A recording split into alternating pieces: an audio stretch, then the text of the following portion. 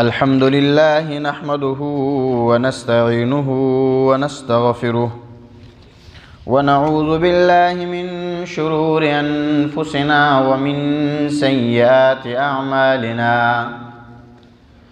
मन यहदिहिल्लाहु फला मुदिल्ल लहु व मन युद्लिल्हु फला हादिय लहु व अशहदु अन ला इलाहा इल्लल्लाह वहदहु ला शरीक लहु व अशहदु अन्न मुहम्मदन अब्दुहु व रसूलुहु अरसलहु बिलहक्कि बशीरन व नज़ीरा व दाइयन इलल्लाहि बिइज़्निहि व सिराजम मुनीरा। अम्मा बादु फ़अऊज़ु बिल्लाहि मिनश शैतानिर रजीम। बिस्मिल्लाहिर रहमानिर रहीम। क़द अफ़्लहल मुअमिनून अल्लज़ीना हुम फ़ी सलातिहिम ख़ाशिऊन वल्लज़ीना हुम अनिल लग़्वि मुअरिदून वल्लज़ीना हुम लिज़्ज़काति फ़ाइलून वल्लज़ीना हुम लिफ़ुरूजिहिम हाफ़िज़ून इल्ला अला अज़वाजिहिम औ मा मलकत अयमानुहुम फ़इन्नहुम गैरु मलूमीन। फ़मन इब्तग़ा वराअ ज़ालिक फ़उलाइक हुमुल आदून वल्लज़ीना हुम लिअमानातिहिम व अहदिहिम राऊन वल्लज़ीना हुम अला स्वलवातिहिम युहाफ़िज़ून उलाइक हुमुल वारिसून अल्लज़ीना यरिसूनल फ़िरदौस हुम फ़ीहा ख़ालिदून। वलक़द ख़लक़नल इंसान मिन सुलालतिन मिन तीन सुम्म जअलनाहु नुत्फ़तन फ़ी क़रारिन मकीन सुम्म ख़लक़नन नुत्फ़ता अलक़तन फ़ख़लक़नल अलक़त मुद्ग़तन फ़ख़लक़नल मुद्ग़त इज़ामा फ़कसौनल इज़ाम लहमा सुम्म अंशअनाहु ख़ल्क़न आख़र फ़तबारकल्लाहु अहसनुल ख़ालिक़ीन। सुम्म इन्नकुम बअद ज़ालिक लमय्यितून सुम्म इन्नकुम यौमल क़ियामति तुबअसून वलक़द ख़लक़ना फ़ौक़कुम सबअ तराइक़ वमा कुन्ना अनिल ख़ल्क़ि गाफ़िलीन वअन्ज़लना मिनस समाइ माअन बिक़दरिन फ़अस्कन्नाहु फ़िल अर्द व इन्ना अला ज़हाबिन बिही लक़ादिरून फ़अन्शअना लकुम बिही जन्नातिन मिन नख़ीलिन व अअनाबिन लकुम फ़ीहा फ़वाकिह कसीरतुन व मिन्हा तअकुलून व शजरतन तख़रुजु मिन तूरि सैनाअ तंबुतु बिद्दुहनि व सिब्ग़िन लिल्आकिलीन व इन्न लकुम फ़िल अनआमि लइब्रह नुस्क़ीकुम मिम्मा फ़ी बुतूनिहा वलकुम फ़ीहा मनाफ़िअ कसीरतुन व मिन्हा तअकुलून व अलैहा व अलल फ़ुल्कि तुहमलून। सदक़ल्लाहुल अज़ीम। रब्बि इश्रह ली सदरी व यस्सिर ली अमरी वहलुल उक़दतम मिन लिसानी यफ़क़हू क़ौली। अज़ीज़ान मुहतरम, क़ुरआन करीम की सूरह अल मुमिनून के इब्तिदाई और रुकू की तिलावत आपके सामने अभी की गई। ये कुरान करीम की सूरा नंबर 23 है। जिन आयात करीमा की तिलावत की है हमने, इसी के हवाले से चंद गुजारिशात आज के इस इज्तिमाई खुतबा जुम्मा के मौका पर आपके सामने रखी जाएगी। इस सूरत के अंदर जो इब्तिदाई 10 आयात करीमा नाजिल हुई हैं, नबी अकरम सल्लल्लाहु अलैहि वसल्लम ने फरमाया है कि इन जो इब्तिदाई 10 आयात करीमा है, जो इस पर पूरा उतरेगा वो जन्नत में जाएगा। और इन आयात करीमा के अंदर सिर्फ़ मुसलमानों के लिए या मोमिनीन के सिफ़ात का बयान नहीं है, बल्कि एक ज़बरदस्त इस्तिदलाल भी इसके अंदर है कि जो लोग दावत दीन का काम कर रहे हैं, लोगों को अल्लाह ताला की तरफ बुला रहे हैं, इक़ामत दीन का काम कर रहे हैं, दीन के गलबे का काम कर रहे हैं, उनको निखारा जाए और उनको इस तरह मुअस्सर और उन तमाम सिफ़ात से मुत्तसिफ़ किया जाए कि दूसरे लोगों से वो नुमाया करके दिखाई दें। और जिस कौम की तरफ नबी अकरम सल्लल्लाहु अलैहि वसल्लम को भेजा गया था, शायद ही कोई बुराई हो जो उस कौम के अंदर ना हो। अखलाक़ी बुराई, बदकिरदारी, जुआ, तमाम तर जो माशरती और अखलाक़ी और तमद्दुनी बुराइयाँ थी उस कौम के अंदर मौजूद थी। लेकिन फिर यही कौम, जाहिल कौम, नबी अकरम सल्लल्लाहु अलैहि वसल्लम पर अपनी जान भी फ़िदा करने के लिए तैयार हो गई। उन्हीं सिफ़ात का ज़िक्र इस सूरत के इब्तिदाई आयात करीमा के अंदर वो बयान किए गए हैं। वो सिफ़ात रसूलुल्लाह सल्लल्लाहु अलैहि वसल्लम की दावत ने इंसानी फ़लाह के लिए फ़िक्री बुनियादें फ़राहम की हैं कि इंसान की फ़लाह किन चीज़ों के अंदर मुनहसिर है और किन चीज़ों पर इंसान की फ़लाह ये मुनहसिर है। ये रसूलुल्लाह सल्लल्लाहु अलैहि वसल्लम की दावत ने दुनिया में इंसानों को फ़राहम की है। और वो बुनियादें जो है वो 3 बुनियादें हैं, तौहीद, रिसालत और आखिरत। ये वो बुनियादें हैं जिसके अंदर इंसान की फ़लाह और इंसान की कामयाबी और कामरानी वो पोशीदा है। और इस दावत की जो बुनियाद अभी हमने ज़िक्र की, तौहीद, रिसालत और आखिरत, जिस वक़्त रसूलुल्लाह सल्लल्लाहु अलैहि वसल्लम ने अपनी दावत के लिए और इंसानों की फ़लाही के लिए ये फ़िक्री बुनियादें फ़राहम की, तो उस वक़्त के अरब और इस वक़्त के अहले मग़रिब और उनके परस्तार और उनसे मुतासिर लोग, उस वक़्त वो लोग इस पर ईमान नहीं लाए आगाज़ में, और आज भी मग़रिब और मग़रिब से मुतासिर लोग तौहीद, रिसालत और आखिरत पर सवालात उठाते हैं और ये कहते हैं कि ये तो अक़ल से बईद चीज़ें हैं, इनको हम महसूस नहीं करते, इनको हम देखते नहीं हैं, तजुर्बात में नहीं आते, तो हम किस तरह इन चीज़ों पर ईमान ले आएँ। लेकिन अल्लाह ताला तो जिस दावत को आसमान से नाजिल फरमाते हैं और जिस फ़र्द को अल्लाह ताला नबी बनाकर भेजते हैं, तो उसको बेसहारा नहीं छोड़ते। अल्लाह ताला उसके लिए तमाम तर वो सहूलियात, तमाम तर वो ज़रूरियात और तमाम तर वो चीज़ें जो इस दावत के लिए ज़रूरी हैं वो उसके साथ भेज देते हैं।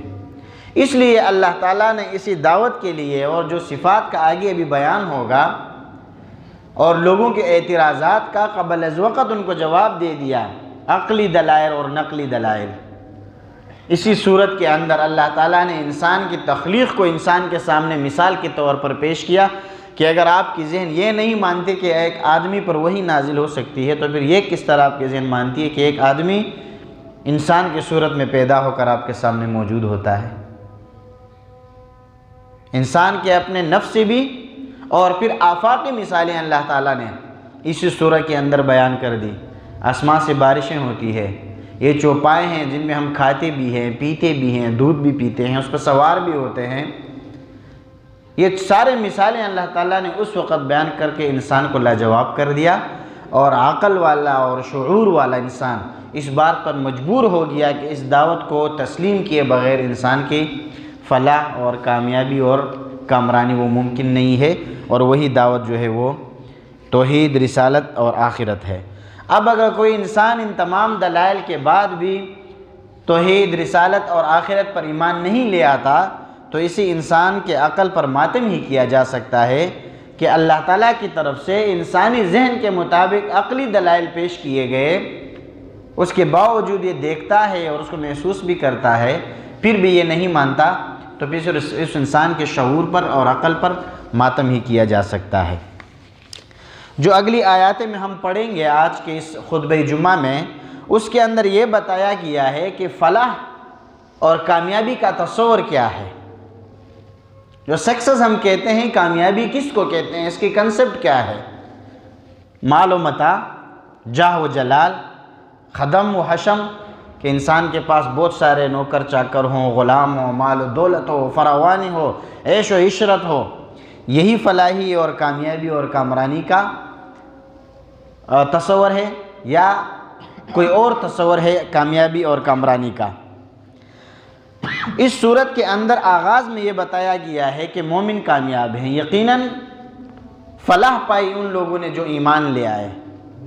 इससे पहले कोई तज़किरा नहीं है कि पस मंज़र क्या है, पेश मंज़र क्या है, लेकिन जब हम कुरान करीम का मुताला करते हैं, इससे इब्तिदाई जो सूरतें हैं, मालूम ये होता है कि अरब उस वक़्त माल और दौलत से माला माल थे। उनके पास सरदारी का एक सिस्टम था, कौमियत का और असबियत का एक निज़ाम मौजूद था उनके अंदर। उनके जहन में ये बात रासिख हो गई थी कि कामयाबी और कामरानी ये है कि इंसान के पास किसी कौम की सरदारी मौजूद है। कामयाबी और कामरानी ये है कि माल और तिजारत के बागडोर जो है वो किसी कौम और किसी फ़र्द के हाथ में हो। और ये बातें वो इसलिए भी कर रहे थे कि जिन लोगों ने रसूलुल्लाह सल्लल्लाहु अलैहि वसल्लम की दावत पर ईमान लाया, वो लोग तो माल व मता से महरूम थे। उनके पास तो जो कुछ था वो भी उनको जो है इस्लाम कबूल करने की वजह से ख़ानदानों ने, कौमों ने उनसे छीन लिया और उनके बेयार व मददगार छोड़ दिया। तो उनका एक तरह से मजाक भी उड़ाया जा रहा था। तो ऐसे में फिर अल्लाह ताला ने ये बताया कि असल कामयाबी और कामरानी तो दीन है। और इसमें फिर ये भी बताया कि कौमें जब भी सरफराज होती हैं, कामयाब और कामरान होती हैं, तो वो हमेशा अपने मकासद से वाबस्तगी रखती हैं। किरदार की पुख्तगी उनमें होती है, अखलाक की तवानाई उनके अंदर होती है, और कल्ब व निगाह की रोशनी से वो मामूर होते हैं। वो लोग कामयाबी और कामरानी वाले असबाब व वसाइल जो होते हैं, ये फ़लाह और कामयाबी का दारोमदार नहीं है। और इसलिए फिर मौलाना मोहम्मद असलम सिद्दीक़ी रहमतुल्लाहि अलैहि बहुत बड़े आलिम दीन थे। उन्होंने अपने एक किताब के अंदर ये जुमला लिखा है कि इनकलाब का सेल हमेशा जो है गरीब के जोमड़े से निकलता है, और गरीब के जोमड़े से निकलते हुए वो अमीरों के महल्लात को भी जो है बह निकलता है, फिर बह देता है और बहा देता है। दीन के अंदर गलबा जिन लोगों ने पाया है, जिन लोगों के ज़रिए से दीन गालिब हुआ है दुनिया के अंदर, वो हमेशा गरीबी रहे हैं। उनके पास बज़ाहिर माल और दौलत की दुनिया वो मौजूद नहीं होती थी। मुख्तसरन यह कि रसूलुल्लाह सल्लल्लाहु अलैहि वसल्लम की दावत का महवर और मरकज़ वो इंसान की फ़लाह और बेहतर से बेहतर इंसान बनाने की जद्दोजहद थी।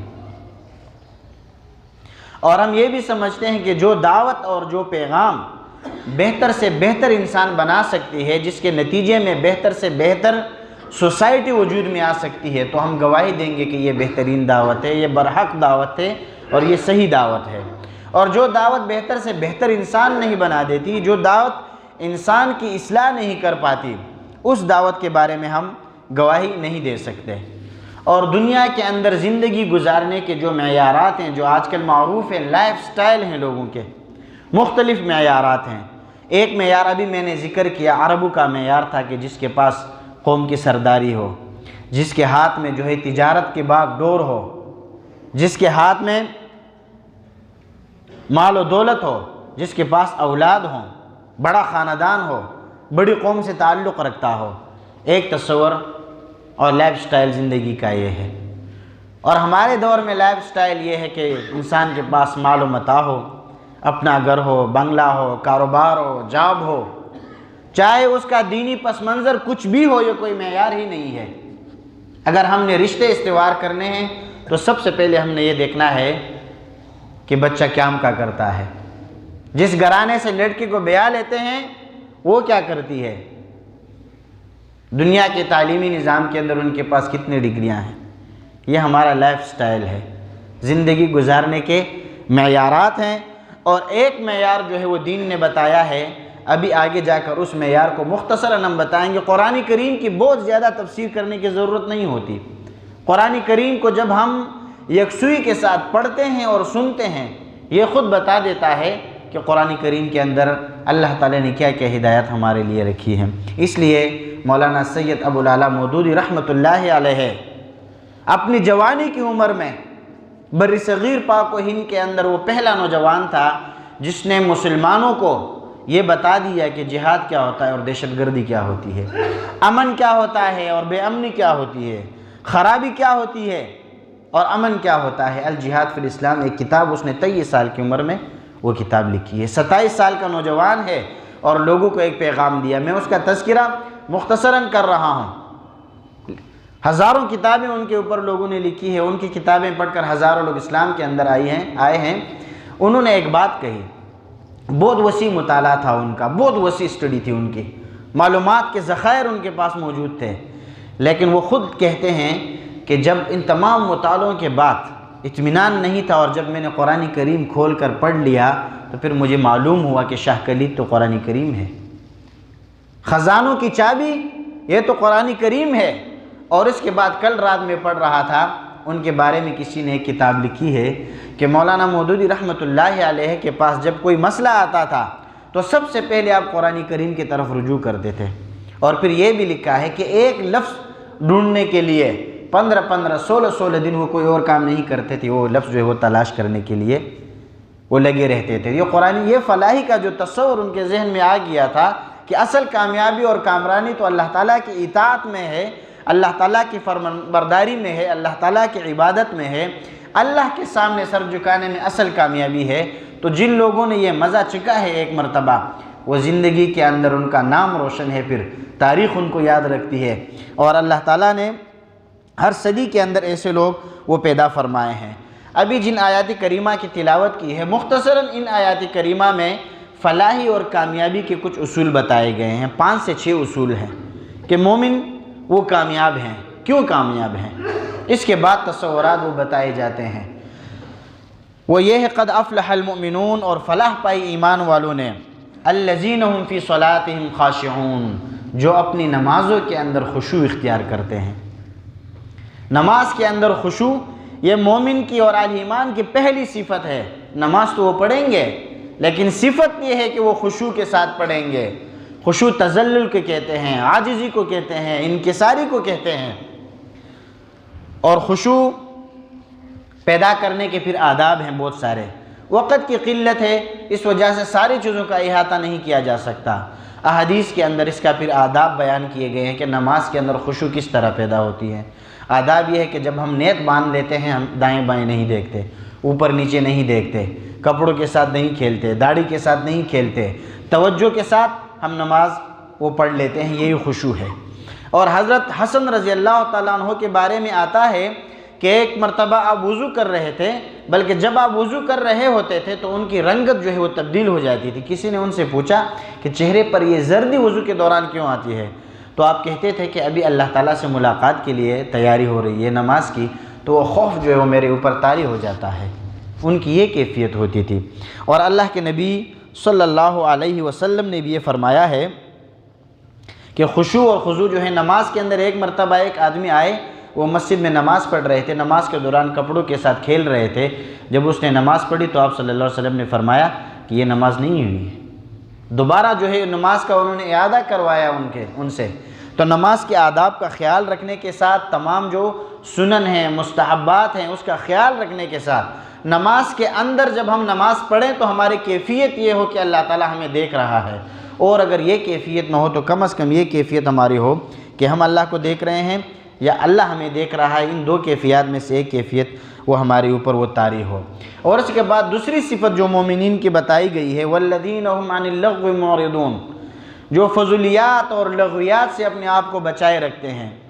मोमिन अपने औक़ात को जो है बचा के रखता है, वक़्त ज़ाया नहीं करता। मिन हुस्निल इस्लामिल मर्इ तर्कुहु मा ला यानी, मोमिन के इस्लाम के हुस्न में से एक ये है कि वो वक़्त को ज़ाया नहीं करता, बर्बाद नहीं करता। अज़ीज़ानी गिरामी, वो उम्मत जो इंसानों को रहनुमाई के लिए जिनके कंधों पर ज़िम्मेदारी डाली गई थी, आज वो उम्मत खिलौना बन गई है। इस बात के अंदर ये जो लग़वियात हैं, आगे जाकर दूसरी आयत के अंदर भी मुख्तसर में इशारा करूँगा वक़्त की कमी की वजह से। देखें, ये कुरान करीम ये कहानियों की और क़िस्सों की किताब नहीं है कि कहानियाँ इसके अंदर आई है, मैं मूसा अलैहिस्सलाम का क़िस्सा सुनाऊँ, बात ख़त्म करो, इब्राहीम अलैहिस्सलाम का वाक़या बयान करूँ, बात ख़त्म करो। ये हिदायत की किताब है। ये इसलिए आई है कि इंसानों को राह रास्त पर ले आए, जहन्नम से इंसानों को बचाए और जन्नत की तरफ इंसानों को ले जाए। इसलिए नबी अकरम सल्लल्लाहु अलैहि वसल्लम ने फरमाया था, अपनी मिसाल दी थी कि मैं लोगों को आग से बचा रहा हूँ और ये लोग जो है तितलियों और पतंगों की तरह हैं जो आग में जो झूमते रहते हैं। कुरान करीम हिदायत की किताब है। देखिए, हम देख रहे हैं हमारे माशरे के अंदर नौजवान बच्चे और बच्चियाँ, बिलखुसूस आज के दौर में सोशल मीडिया का दौर है, ज़राए अबलाग है, सहूलियात हैं, हमने अपने आप को खिलौना बनाया है। 30 सेकंड और 10 सेकंड टिकटॉक वीडियो की खातिर हम बेहया होते जा रहे हैं। लड़कियां नंगी होकर अपने वीडियो बनाती हैं ताकि उनको जो है लोग देखते रहें, खुशामदियाँ होती रही। ये लाइक्स और कमेंट्स खुशामदी है ना जी, जिसे मना किया गया है, नाम तब्दील किया गया है, खुशामदी से मना किया गया है। रसूलुल्लाह सल्लल्लाहु अलैहि वसल्लम की हदीस है कि कोई आदमी अगर तुम्हारे सामने तुम्हारी मदह करता है तो मेरा दिल करता है कि मैं मट्टी उठाऊँ और उसके मुँह में डालूँ। और हम लाइक और शेयर की खातिर नंगे होते जा रहे हैं। और हर आदमी ये बोलता रहता है ये कोई और नहीं है, हमारे बच्चे हैं, हमारी बच्चियां हैं, ये कोई और मखलूक तो नहीं है कि हम बोलते रहें, आप सुनते रहें, आप बोलते रहें, हम सुनते रहें और ये गर्दिश करते रहें। हम सब के घरों के अंदर यही सूरत हाल है, हम सब के बच्चों के अंदर यही मामला है। इस तरफ हमें तवज्जो देनी होगी कि ये मोमिन की दूसरी सिफत है कि वो अपने आप को लग़वियात से और फज़ूलियात से बचा के रखेगा। इन लग़वियात के अंदर वक़्त का ज़िया भी आता है, यही सारी चीज़ें भी आती है।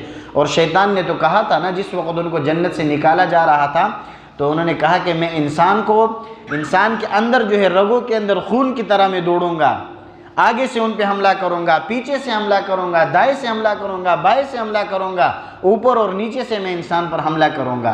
आप हमारे हाथों के अंदर एक स्क्रीन होती है, उसके अंदर दाएं बाएं हमारे साथ क्या क्या होता है, घंटों सर्फ होते हैं और हमें उसका पता नहीं चलता। तीसरी सिफत जो मोमिन की बतलाई गई है वो ये है कि ये ज़कात अदा करते रहते हैं। अज़ीज़ानी गिरामी, ज़कात इस्लाम का एक सुतून है, रुकन है इस्लाम का। जो मोमिन होता है उसके ऊपर ज़कात लाजिम होती है। और ज़कात के अपने जो है मसारिफ़ हैं, ज़कात के अपने क़वाइद हैं, ये वक़्त वो बयान करने का नहीं है। सिर्फ़ इतना इशारा किए देता हूँ कि यहाँ ज़कात से मुराद ये है कि ज़कात नशोनुमा के लिए और पाकीज़गी के लिए होती है। जब आप अपने माल से मुकर्ररा हिस्सा वो निकाल लेते हैं तो उससे आपकी माल जो है वो साफ़ हो जाती है, आपके माल में नशोनुमा हो जाता है, माल बढ़ जाता है उसके अंदर से। और हम कि पिछले दिनों किसी ने बहुत अच्छी जो है एक बात तहरीर की थी कि हम जब मोबाइल में 100 रुपये का कार्ड हम जब जो है लोड करवा लेते हैं उसके अंदर से भी कटौती होती है। हम जब किसी को पैसे बेच देते हैं उसके अंदर से भी कटौती होती है।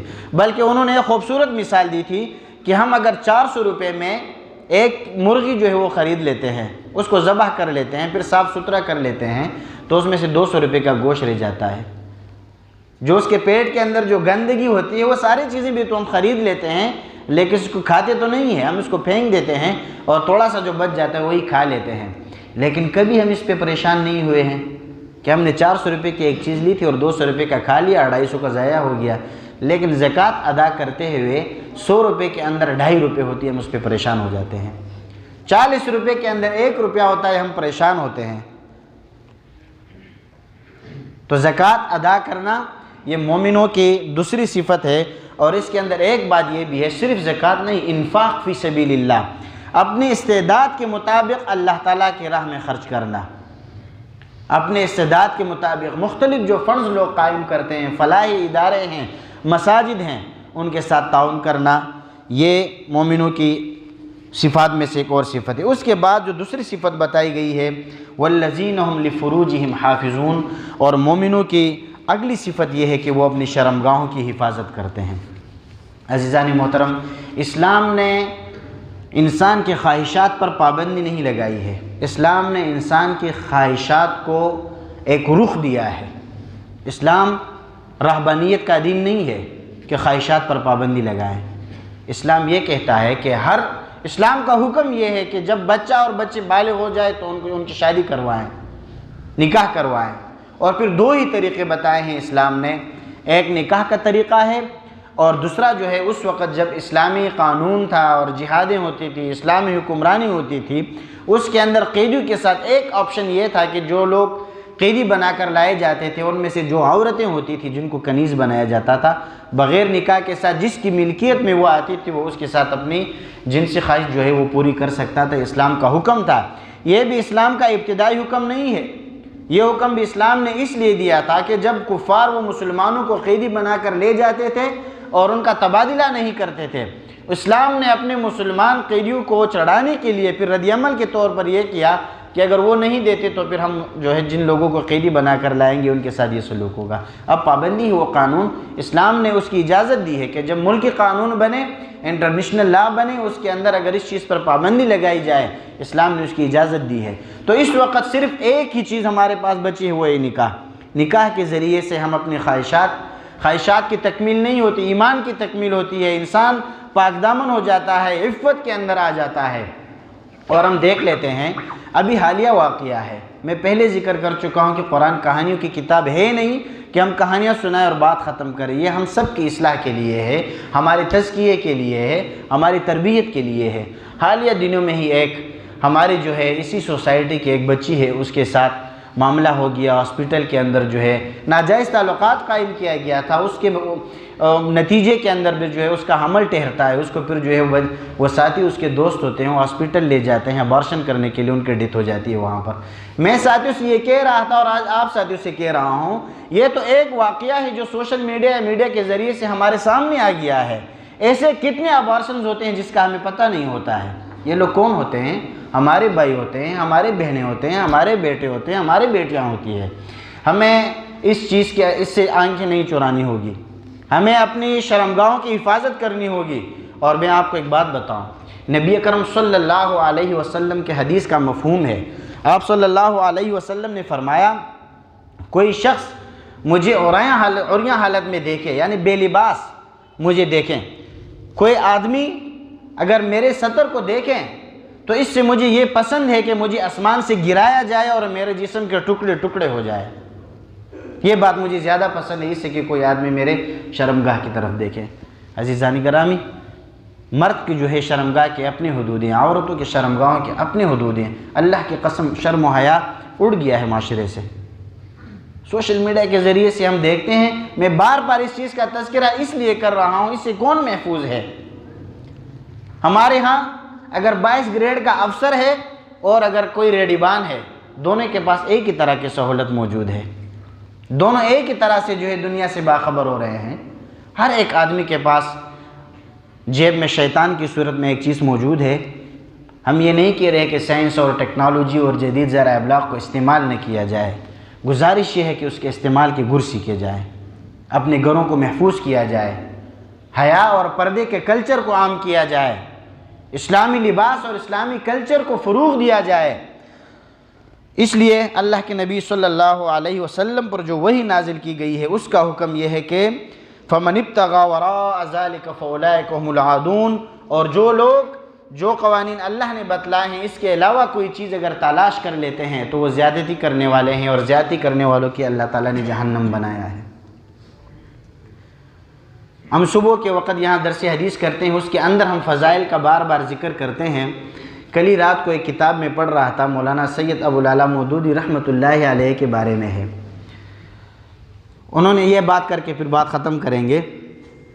उन्होंने, एक आदमी ने उनको ख़त लिखा है, उस ख़त के अंदर उनसे ये गुजारिश की जाती है कि आप मेहरबानी करें, आप इस्लाम के अहकामात के बारे में बहुत सख्त रवैया इख्तियार करते हैं, आप थोड़ी सी नरमी दिखाएं ताकि लोग जो है लोगों के मिजाज के मुताबिक बात करें, यानी दीन को लोगों के ताबे बनाएं। असल बात यही थी।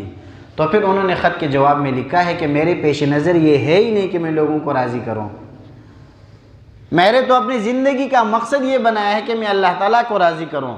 तो जब ये मकसद मैंने बनाया है तो मैं दीन को किस तरह लोगों के ताबे बना कर पेश करूँ। अज़ीज़ान गिरामी, हम सब ने कलमा पढ़ा हुआ है, कलमगो लोगों के घरों में हमने आँख खोली है, कुरान हमारे लिए नाजिल हुआ है, कुरान के अंदर हमारे लिए हिदायत हैं। अगर यहाँ भी हम जो है उस तरह का तर्ज़ अमल इख्तियार करें जो कुफ़ार के मजलिसों में होता है, फिर हमारे और उसके अंदर उनके अंदर कोई तफरीक़ नहीं रह जाएगी। इसलिए गुजारिश ये है कि कुरान करीम के साथ क़ल्बी ताल्लुक़ की ज़रूरत है। कुरान करीम के साथ ताल्लुक़ के नतीजे में हमारे घरों के अंदर पर्दगी का माहौल होगा, हमारे घरों के अंदर हया का माहौल होगा, अदब और एहतराम का माहौल होगा।